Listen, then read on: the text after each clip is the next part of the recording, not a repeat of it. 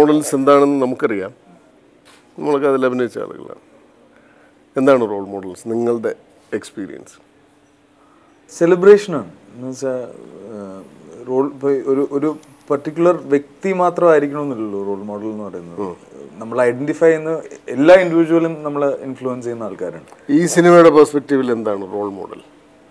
എന്താ മെസ്സേജ് ഈ role model എന്ന് പറയുമ്പോൾ? അതിലൊരു അതെ നമ്മളായിട്ട് കണക്ട് ചെയ്യുന്ന നമ്മുടെ ഓരോ സുഹൃത്തുക്കളുണ്ട്. അത് ലൈഫിലെ എന്ത് സിറ്റുവേഷനിലും അവർ നമുക്ക് വേണ്ടി നമ്മളെ തേടി വരും. അവര് ആ കണക്ട് തന്നെയാണ് റോൾ മോഡൽ. ഫ്രണ്ട്ഷിപ്പാണ്. ഫ്രണ്ട്ഷിപ്പിന്റെ സെലിബ്രേഷനാണ്. ഓക്കെ. ഫ്രണ്ട്ഷിപ്പിന്റെ സെലിബ്രേഷൻ എന്ന് പറയുമ്പോൾ എൻ്റെ എക്സ്പീരിയൻസിൽ, ഞാൻ എൻ്റെ ഈ സിനിമയിലെ എക്സ്പീരിയൻസിൽ, ഇത് പിന്നെ എൻ്റെ കഥാപാത്രം ഫഹദിൻ്റെ അച്ഛൻ കഥാപാത്രം പ്രൊഫസർ. ഈ പ്രൊഫസർ ഭയങ്കര സ്ട്രിക്റ്റ് ആണ് അല്ലേ? പ്രൊഫസർ വരച്ച വരെ കൂടെ മകൻ്റെ സുഹൃത്തുക്കളും സഞ്ചരിക്കണമെന്നാണ്. മകൻ്റെ സുഹൃത്തുക്കളെ സംബന്ധിച്ചിടത്തോളം ഒരിക്കലും പ്രൊഫസർക്ക് ടോളറേറ്റ് ചെയ്യാൻ പറ്റാത്ത ആളാണ്.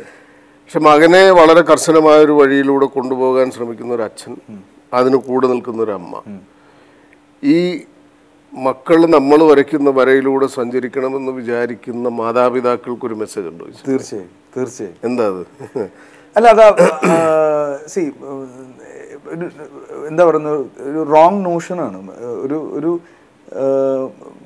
ഒരു 15 വയസ്സുകാരനോ അല്ലെങ്കിൽ 18 വയസ്സുകാരൻ ഒരു ദിവസം രാവിലെ എന്തെങ്കിലും ഓഡ് ബിഹേവിയർ ചെയ്തിട്ടുണ്ടെങ്കിൽ അത് ആ ബ്ലെയിം നേരെ ഫ്രണ്ട്സിലേക്ക് പോകും. അയാളോട് നടക്കുന്നുണ്ടാണ്, ഇയാളോട് നടക്കുന്നുണ്ടാണ്. ഞാനത് അബ്സല്യൂട്ട്ലി വിശ്വസിക്കാത്ത ഒരാളാണ്. കാരണം എൻ്റെ ലൈഫിൽ എന്നെ റോങ് ആയിട്ട് ഒരൊറ്റ ഫ്രണ്ട് പോലും ഇൻഫ്ലുവൻസ് ചെയ്തിട്ടില്ല. എന്നെ റോങ് ആയിട്ട് ഇൻഫ്ലുവൻസ് ചെയ്തിരിക്കുന്നത് ഞാൻ തന്നെയാണ്. ഫ്രണ്ട്സിനെ ഇൻഫ്ലുവൻസ് ചെയ്തിട്ടുണ്ടോ? അതെനിക്കറിയില്ല. അവരോട് ചോദിക്കണം എന്താണ് ഫ്രണ്ട്ഷിപ്പിനെ കുറിച്ചുള്ള. അതായത് നമ്മളുടെ ജീവിതത്തിൽ നമ്മൾ വീട്ടിനകത്തെ ഒരു കൃത്യമായ ഒരു കള്ളിക്കകത്ത് നിന്ന് പുറത്തേക്ക് പോകുന്നത് ഫ്രണ്ട്ഷിപ്സ് ഉണ്ടാകുമ്പോഴാണ്. അവിടെയാണ് നമ്മുടെ ജീവിതത്തിലെ അഡ്വഞ്ചേഴ്സ് തുടങ്ങുന്നത്. നമ്മൾ വീട്ടുകാർ ഒരിക്കലും അനുവദിക്കാത്തത് അല്ലെങ്കിൽ ചിന്തിക്കാത്തതായ വഴികളിലൂടെയൊക്കെ സഞ്ചരിക്കാനുള്ള നമ്മുടെ ടെംപ്റ്റേഷൻസ് ഉണ്ടാകുന്ന ഫ്രണ്ട്ഷിപ്പിലൂടെയാണ് എപ്പോഴും. അപ്പോൾ ഇതിലേതെങ്കിലും ഒരാളായിരിക്കും ഒരു 4 പേരുണ്ടെങ്കിൽ അതിനെ ലീഡ് ചെയ്യുന്ന ഒരാൾ. നിങ്ങളുടെ എക്സ്പീരിയൻസിൽ എങ്ങനെയാണ് ഈ റോൾ മോഡൽ സിനിമയുമായിട്ട് കണക്ട് ചെയ്തിട്ട് പറയണം? സിനിമയുമായിട്ട് കണക്ട് ചെയ്യുന്നതിൻ്റെ അപ്പുറത്തേക്ക് എനിക്ക് തോന്നുന്നു, ഇപ്പോൾ എൻ്റെ ലൈഫിൽ എടുത്തു കഴിഞ്ഞ് കഴിഞ്ഞാൽ ഇപ്പോൾ ഫഹദ് പറഞ്ഞ പോലെ നമ്മൾ വേറൊരാളങ്ങനെ ഭയങ്കരമായിട്ട് ഇൻഫ്ലുവൻസ് ചെയ്തിട്ടുണ്ടോയെന്ന് എനിക്കറിഞ്ഞൂടാ. പക്ഷേ നമ്മൾ വീട്ടുകാരായിട്ടുള്ളൊരു കണക്റ്റ് സ്ട്രോങ് ആണെങ്കിൽ ഇപ്പം നമുക്കറിയാൻ പറ്റുമല്ലോ നമ്മളെങ്ങനെയാണ് വന്നത്, അല്ലെങ്കിൽ നമ്മളെങ്ങനെയാണ് വളർത്തിയത്, നമ്മളെ വളർത്താൻ വേണ്ടി ഇവർ എത്രത്തോളം സ്ട്രഗിൾ ചെയ്തു, സാക്രിഫൈസ് ചെയ്തു എന്നറിയുമ്പോൾ നമ്മൾ ഒരു ലിമിറ്റ് ഉണ്ടാവും. നമ്മളത് ലിമിറ്റ് വിട്ട് പോവില്ല. ഒരാൾക്ക് നമ്മളെ വഴിയെത്തിക്കാൻ പറ്റില്ല. എല്ലാത്തിനും നമ്മളുടെ ലൈഫും നമ്മൾ എടുക്കുന്ന ഓരോ ഡിസിഷനും എല്ലാം നമ്മളുടെ കൺട്രോളിലാണ്. എല്ലാം നമ്മളെ ആശ്രയിച്ചാണ് ഇരിക്കുന്നതെന്ന് ഞാൻ വിശ്വസിക്കുന്നത്. സിനിമയെ കുറിച്ച് പറയുകയാണെങ്കിൽ ഇപ്പോൾ ഫഹദ് പറഞ്ഞൊക്കെ തന്നെയാണ്. ഇപ്പോൾ സിനിമയിൽ ഫഹദിന്റെ ക്യാരക്ടറിനെ ഈ ഫ്രണ്ട്സ് വഴിതെറ്റിക്കുന്നുണ്ടോ? ഇല്ല. അത് എന്താണ് ഇയാളുടെ ഒരു വഴിതെറ്റൽ എന്താണ്? കാരണം അച്ഛനും അമ്മയുമായിട്ടുള്ള ഒരു ഫ്രിക്ഷൻ അതാണ്. ഇവൻ ബേസിക്കലി എന്താണെന്ന് വെച്ചിട്ടുണ്ടെങ്കിൽ 2 പ്രൊഫസേഴ്സ് ആയിട്ടുള്ള പേരൻസ്. അപ്പം അതിന്റെ ഒരു ഡെക്രോം അവൻ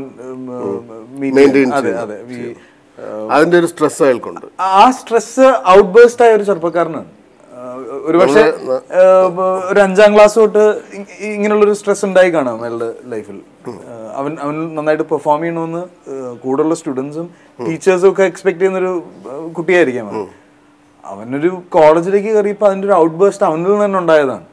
അത് പേരൻസ് ഫ്രണ്ട്സിലേക്ക് മിസ്അണ്ടർസ്റ്റാൻഡ് ചെയ്തെന്നാണ് റോൾ മോഡൽസ് തുടങ്ങുന്നത്. ഒരു ടീനേജറിന്റെ അവൻ്റെതായിട്ടുള്ള സ്ട്രെസ്സുകളിൽ നിന്നും അവൻ തന്നെ പൊട്ടി പുറത്തു വന്നതാണ്.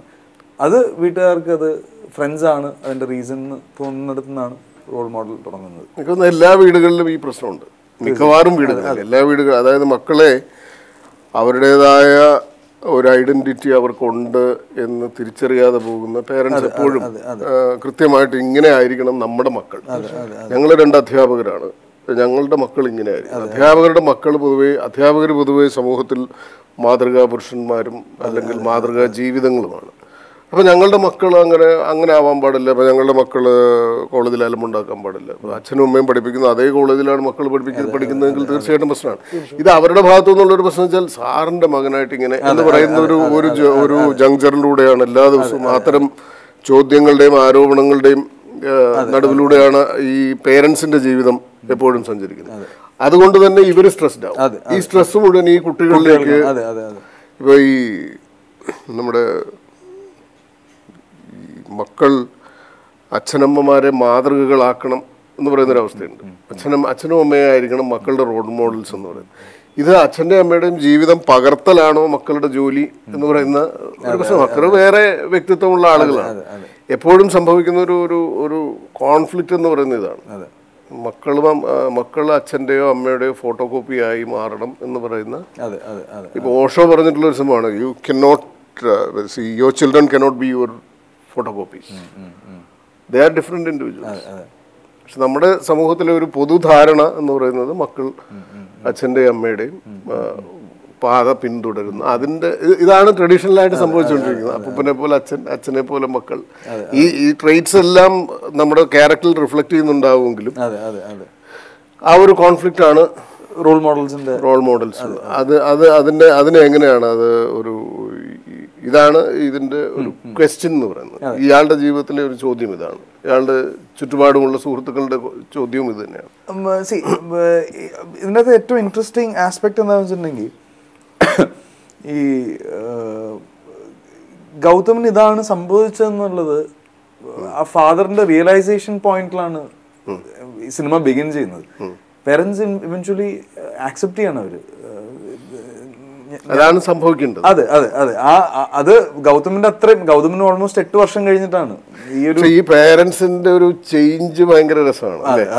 ഭയങ്കര സ്ട്രിക്റ്റ് ആയിട്ടുള്ള അച്ഛനും അമ്മയും ഇയാളെ കോളേജിൽ വെച്ചൊക്കെ ഈ ഹാരസ്മെന്റ് ഇങ്ങനെ തുടർന്നുകൊണ്ടിരിക്കുകയാണല്ലോ. അയാളുടെ ഫ്രണ്ട്സ് എങ്ങനെ ബിഹേവ് ചെയ്യണം, അയാൾ എങ്ങനെ ബിഹേവ് ചെയ്യണം, ആരായിട്ട് കൂട്ടുകൂടണം, അയാളെ പ്രേമിക്കാൻ ശ്രമിക്കുന്ന പെൺകുട്ടിയെ ശത്രുവായിട്ട് കാണുന്നു. ഇതൊക്കെ വലിയ വലിയ പ്രശ്നങ്ങൾ ഉണ്ടാക്കുന്നുണ്ട്. അത് ഇഷ്ടം കൊണ്ട് തന്നെ ആയിരിക്കും അല്ലേ? ഇഷ്ടമാണ് ഈ നമ്മുടെ സമൂഹത്തിലെ ഒരു പ്രശ്നം എന്ന് വെച്ചാൽ ഇഷ്ടം ഇങ്ങനെയാണ് വർക്ക് ചെയ്യുന്നത്. ഇഷ്ടം അയാൾ മറ്റൊരു ഇൻഡിവിജ്വൽ ആണ് എന്ന് കണ്ട് ഇഷ്ടപ്പെടുകയല്ല. നമ്മുടെ മക്കൾ ഇങ്ങനെ ആയിരിക്കണം എന്ന നമ്മുടെ ഒരു മുൻധാരണയുടെ അടിസ്ഥാനത്തിലാണ് നമ്മുടെ ഇഷ്ടം. അതിന് വിപരീതമായിട്ട് പോയാൽ നമുക്കത് ഇഷ്ടമല്ല. അപ്പൊ അത് മകനോടുള്ള ഇഷ്ടത്തെ ബാധിക്കും. ഇതൊരു ഭയങ്കര ഈ അച്ഛനമ്മമാർക്ക് ഇതൊരു വലിയ തീയാണ് നെഞ്ചിൽ. മക്കള് എങ്ങനെയായിത്തീരണം എന്നുള്ള ഒരു പ്രീ സെറ്റ് ആയിട്ടുള്ള ഒരു പ്രീ ഡിസ്റ്റൈൻഡ് ആയിട്ടുള്ള ഒരു നിലപാട് പേരൻസിനുണ്ടാവും. പ്രത്യേകിച്ച് അധ്യാപകരെ സംബന്ധിച്ചിടത്തോളം ഈ പ്രശ്നമുണ്ട്. എൻ്റെ അച്ഛനമ്മയ്ക്ക് ഇല്ലായിരുന്നു കേട്ടോ. എൻ്റെ അച്ഛനമ്മയും 2 അധ്യാപകരായിരുന്നു. പക്ഷെ ഇങ്ങനെ ജീവിച്ചോണം, ഇങ്ങനെ പഠിച്ചോണം, ഇങ്ങനെ ചെയ്യാൻ പാടുള്ളൂ, ഇങ്ങനെ കൂട്ടുകൂടാൻ പാടുള്ളൂ എന്നൊന്നും പറഞ്ഞിട്ടില്ല. നിങ്ങൾക്ക് ഇഷ്ടമുള്ള അങ്ങനെ ഉണ്ടെങ്കിൽ ഒരു പക്ഷെ നമ്മളൊന്നും ഇങ്ങനെ ആകില്ലായിരുന്നു. ഇപ്പൊ എന്റെയൊക്കെ കേസ് എടുത്തു കഴിഞ്ഞാല് ഇപ്പൊ വീട്ടുകാർ തീരുമാനിക്കുന്നത് പറ്റില്ല, ഇപ്പൊ തിയേറ്റർ ചെയ്യാൻ പാടില്ല, അത് ചെയ്യാൻ പാടില്ല എന്ന് പറഞ്ഞു കഴിഞ്ഞാൽ ഒരിക്കലും ഇല്ല. ഇപ്പൊ ഞാനൊക്കെ ഏതെങ്കിലും കോൾ സെന്ററിൽ നിന്നിട്ട് കുത്തുന്നുണ്ടാവും. ഒരിക്കലും നമ്മളെ ഇഷ്ടപ്പെടുന്ന ഒരു ലൈഫ് ഒരിക്കലും കിട്ടില്ല.